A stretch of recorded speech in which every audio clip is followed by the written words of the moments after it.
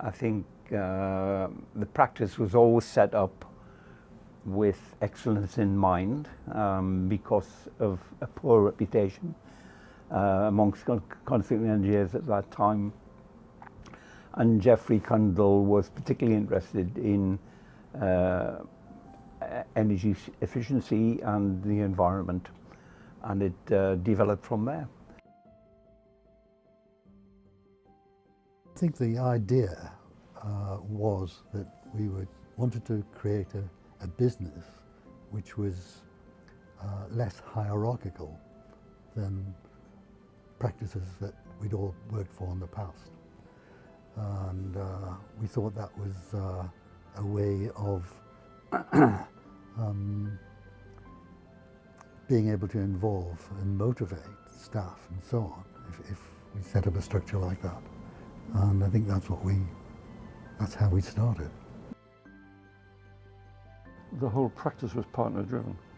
I say the money was important. Of course it was important, any business, but it wasn't the guiding light by which the practice operated.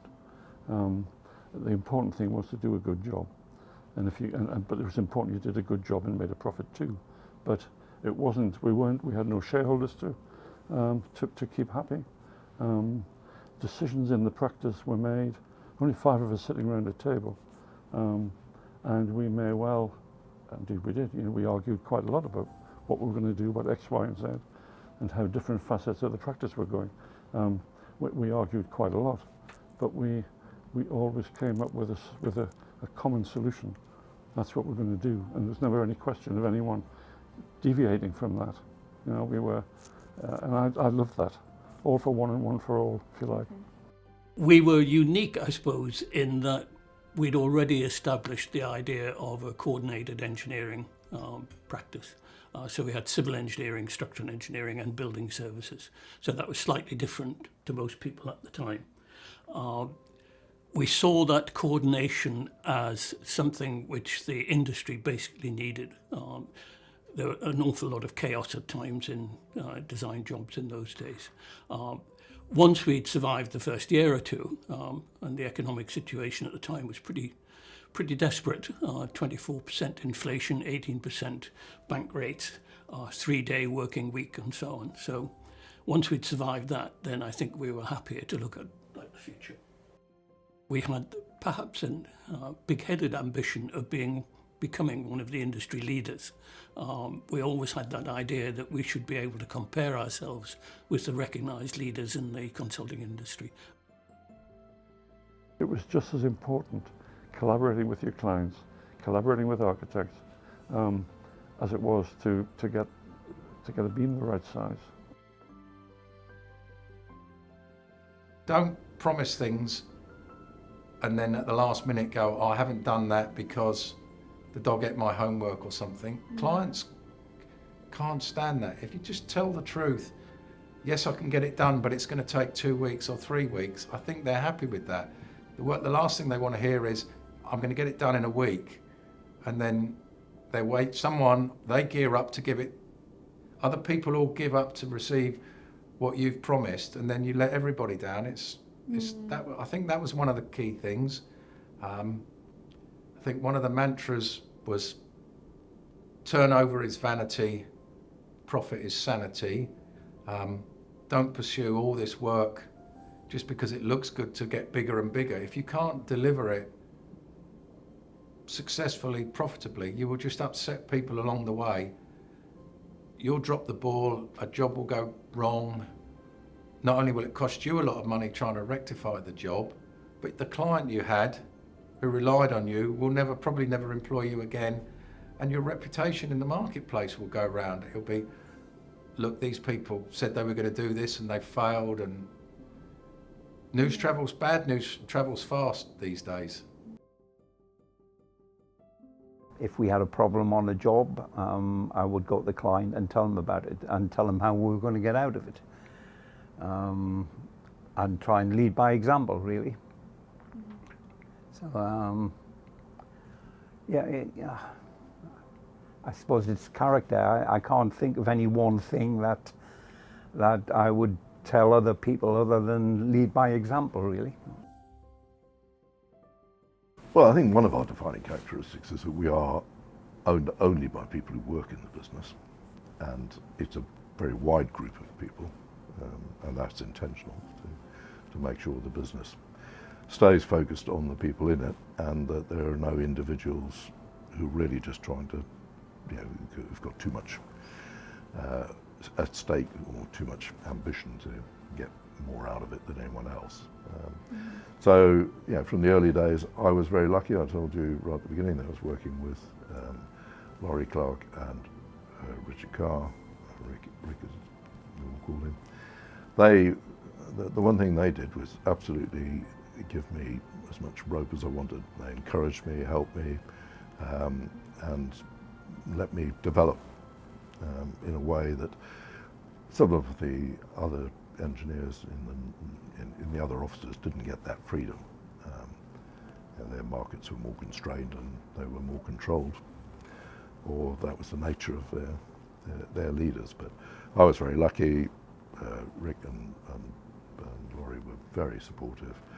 I got to do all sorts of things.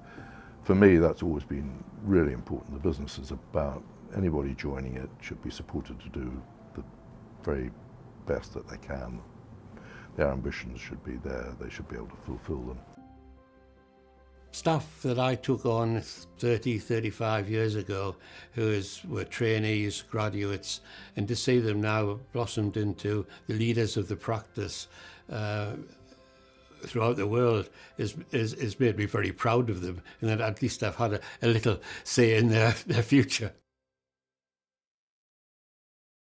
So unless the practice is going to continue to invest in education and in research and development and awareness of the social problems that it can solve, then I think it will stultify. So it's essential that that direction is maintained. If you don't enjoy your job, go and get another one, quite frankly. What we used to find, and I'm sure it's still the same, is that when people joined, they were either Cundall material or they weren't. And they would leave fairly quickly if they weren't. So we established that core of long-term employment with the practice. I think as far as the overall is concerned, I think the ownership retained within the practice is essential. I've watched so many practices that were great potential, they sell out to shareholders, and eventually the direction of their practice is governed by shareholders, not by those who are in it. So once you lose that internal ownership, I think you're in great danger of losing the direction of the practice. And it is the direction of the practice which has made it successful today. If you ask me what the practice needs to do most to secure its future, it's cherish engineers who are passionate about their engineering. I wouldn't be so arrogant as to advise the future leaders. They're facing a different set of challenges than I ever did.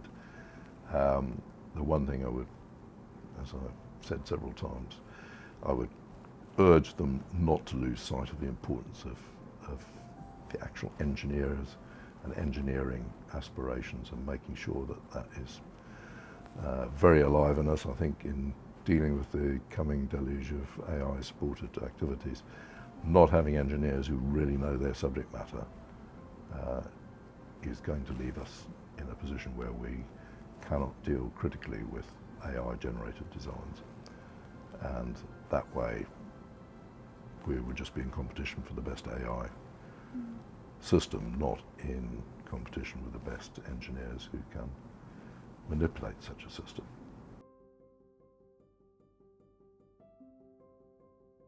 We'd moved into Kirby Street. My mum and dad came up for the day to London. I think they were just touring museums, but they came to see me.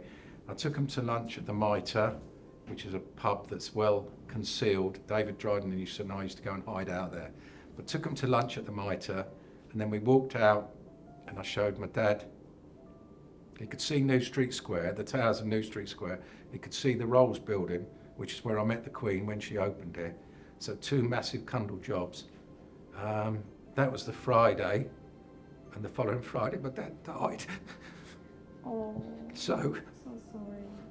it was really nice to show my dad what I did. And I think when you walk around London and you can look at buildings you've created that are there for future generations, for people to get the benefit of, as opposed to a banker who might have made £1 million. You know, looking back, I think I could have done other things. Maybe I could have been in banking, maybe I could have been in law, I could have probably made a lot more money elsewhere. But I don't think I can carry that pride like I did that day. When you walk around and you watch the news every night, you see Oxo Tower and you see Stocksy's building right next to the Millennium Bridge, you can see the brand of Cundall all over London. I think it's fabulous. Yeah. I don't think you'd see that if you just made £1 million selling someone's stocks and shares. I think the work shapes stuff that I can show my kids and I can talk to people about and feel proud about, yeah.